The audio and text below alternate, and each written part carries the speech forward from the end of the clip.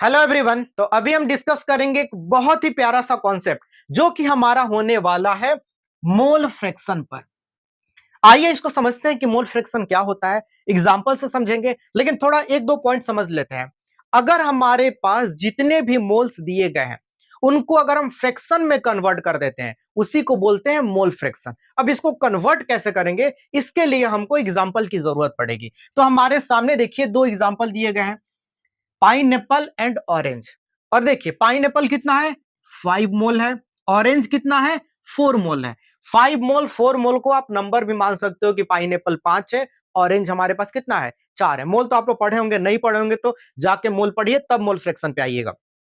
तो मोल है। अब हमको क्या करना है, अगर हमको पाइन एप्पल का मोल फ्रैक्शन निकालना हो तो हम क्या करेंगे, मोल फ्रैक्शन ऑफ पाइनएप्पल कर देंगे। ये जो एक्स दिया हुआ है इसको बोला जाता है काई, और काई का मतलब होता है मोल फ्रैक्शन। तो यहां पे मोल फ्रैक्शन ऑफ पाइनएप्पल क्या होगा, जो पाइनएप्पल का मोल है उसको हम क्या करेंगे, ऊपर रख देंगे। सॉरी, यहां पे 4 लिख दिए, 5। और नीचे क्या करेंगे, टोटल नंबर ऑफ मोल लिख देंगे। यानी पाइन एप्पल और ऑरेंज का मोल को हम क्या करेंगे, नीचे लिख देंगे। तो 5 और 4 कितना हो जाएगा, 9 हो जाएगा। ये हो गया हमारा पाइन एप्पल का मोल फ्रैक्शन। वही अगर हमको ऑरेंज का जो है मोल फ्रैक्शन निकालना है, तो ऑरेंज का जितना मोल है उसको हम क्या करेंगे, ऊपर रख देंगे, और टोटल नंबर ऑफ मोल को क्या करेंगे, नीचे रख देंगे। तो यहां पे 9 हो जाएगा। तो ये हमारा पाइनएप्पल का मोल फ्रैक्शन हो गया, ये हमारा ऑरेंज का मोल फ्रैक्शन हो गया। इसी तरीके से हम मोल फ्रैक्शन निकालते हैं। एक और इंपॉर्टेंट बात, अगर हम पाइन एप्पल और ऑरेंज का जो भी मोल फ्रैक्शन निकल करके आएगा, अगर दोनों को ऐड करेंगे तो वो 1 के बराबर होता है। ना 1 से ज्यादा होगा, ना ही 1 से कम होगा। अब आइए इसको पाइन एप्पल और ऑरेंज में नहीं देख करके इसको सॉल्यूशन के टर्म में देखते हैं कि सॉल्यूशन में सॉल्वेंट होगा, सॉल्यूट होगा, वहां पे कैसे निकालेंगे। तो अगर सॉल्यूशन के टर्म में हमको देखना है तो हमारे पास एक सॉल्यूशन है जिसमें क्या है, सॉल्यूट है जिसको बोलेंगे कंपोनेंट ए। दूसरा हमारे पास सॉल्वेंट है जिसको बोलेंगे कंपोनेंट बी।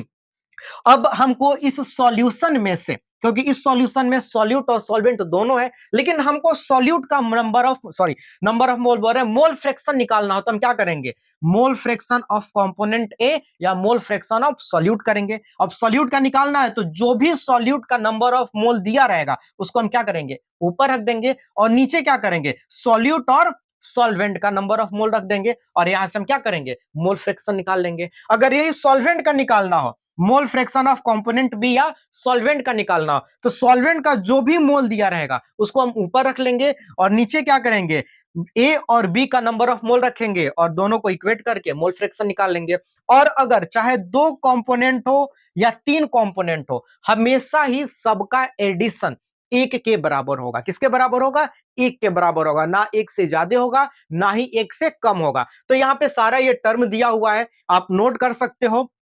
पहले यहां से नोट कर लो, और उसके बाद जो है हमारा सेकेंड जो है पार्ट नोट करो। और इसमें अगर कहीं पर भी कोई कंफ्यूजन आता है तो कमेंट करके अपने डाउट को क्लियर कर सकते हो। और यहां पे हमारा कॉन्सेप्ट क्लियर होता है। फिर मिलते हैं अगले कॉन्सेप्ट में। Thank you.